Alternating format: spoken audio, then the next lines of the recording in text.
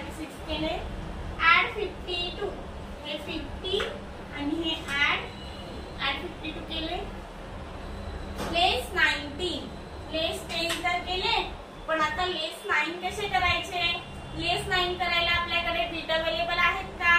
नाही आहेत. मग काय करायचं? लेस 9 करायला आपल्याला लेस 9 चा फॉर्म्युला यूज करायचा आहे. लेस 9 चा काय फॉर्म्युला आहे? लेस 10 and 1. लेस 9 चा निगेटिव्ह डिफरंट फॉर्म्युला यूज केलेला आहे आपण.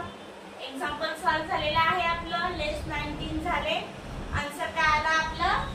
69. 69 आन्सर आलेला आहे आपला. आन्सर आपण राईट डाउन करून घेऊ.